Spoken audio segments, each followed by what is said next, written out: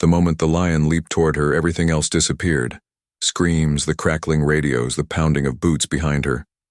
There was only the golden blur of muscle and fury, and the impossibility of escape. Maya didn't move. She couldn't. Not out of fear, but because something deep within her told her not to. The lion landed just feet from her, his paws thudding like hammers against the dry earth. His growl trembled through her ribs. Still she stood, eyes wide, breath frozen, heart open, and the lion stopped, just inches from her. His golden eyes locked onto hers, wild, confused, searching. Maya's voice was barely a whisper. "I know you." The tranquilizer dart fired too late. The lion had already turned and vanished into the tall grass, but not before pausing, just for a moment, to glance back at her. And in that instant, Maya's past, buried and sealed away for a decade, came roaring back, 10 years earlier. Maya was just 21, a volunteer wildlife caretaker at the Nyaka Animal Sanctuary in South Africa. She had arrived full of passion and energy, eager to work with the majestic creatures she had only ever seen in books. She hadn't expected to fall in love, not with a lion, but with a cub. He had been found beside his mother's body, crying, fragile, and trembling. Poachers had taken everything but him, perhaps because he had stayed hidden until the noise was over. Maya had been the first to hold him. She named him Kovu, and Kovu, in his own way, had imprinted on her. He followed her everywhere. Slept beside her on cold nights, licked her face like a puppy. He had something different, almost human in his gaze, as if he understood what loss meant. They grew together. She taught him how to stalk playfully, how to recognize his food, how to climb rocks, until he was too heavy for her arms and too strong for her leash. When the day came for him to be moved to the adult sanctuary, he didn't fight it. But she did. She cried, screamed, begged. But Kovu looked back only once, regal and calm, as if saying, "You raised me. Now let me be." Months later, Kovu was gone. They said he escaped during a thunderstorm, panicked and rammed through the fencing. They found paw prints in the mud, blood near the broken wires, and nothing else. He was declared dead. And Maya, she broke. She left Africa, left wildlife, left everything. She never returned, until now. The lion charging her was no random beast. She knew it in her bones. His eyes, the scar beneath the left one, just like the branch had scratched him as a cub. The way he tilted his head before he growled, it was Kovu. But that was impossible. He had been dead for 10 years. Maya sat in the small outpost infirmary, staring at the scratches on her arm. Not from the lion, but from falling backward when he skidded to a stop. "You're lucky to be alive," said the ranger.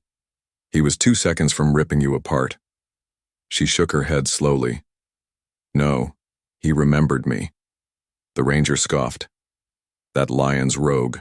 He's killed livestock, scared villages. He doesn't remember anything." Maya didn't argue. She just stared into the distance, her thoughts heavy. What had he been through? What had made him like this? And why hadn't he hurt her?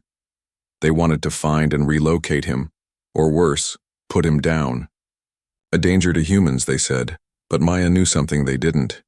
He had paused, not because he was afraid, because he recognized her, and she had to find him before they did. 2 nights later, she ventured alone, into the bush, into his world. Armed, with nothing but a lantern and an old worn piece of cloth, his baby blanket kept all these years. Every crunch of grass underfoot echoed louder than her heartbeat. Every rustle felt like a ghost. She called softly, "Kovu, it's me." Nothing. Hours passed. She waited on a flat rock, the moonlight pale on her skin, and then from the shadows, eyes, glowing, watching. He stepped forward, slowly, silent. She stood, held out the blanket. "I never stopped thinking about you," he growled. Low warning, but didn't move. She took a step, then another. He didn't flee, just watched, as if waiting, until finally, impossibly. He sat right before her, majestic, but broken, his mane tangled, scars along his ribs, his breath ragged from years of surviving alone. Tears welled in her eyes. "I'm sorry," she whispered. And then she did the unthinkable. She reached out, touched his mane. He closed his eyes and leaned in. The lion that had terrified villages stopped by the woman who had once bottle-fed him, but peace never lasts long. The next morning they came. Trucks, guns, tranquilizers, and fear. Kovu, Maya cried as they surrounded him. He roared, leapt. Not at her, but at the man behind her aiming the dart. The dart missed, but Kovu didn't. The man fell, screaming, as Kovu stood over him, growling, breathing heavily. Then another dart hit. Then, a second. Kovu stumbled, swayed, and collapsed beside Maya's feet.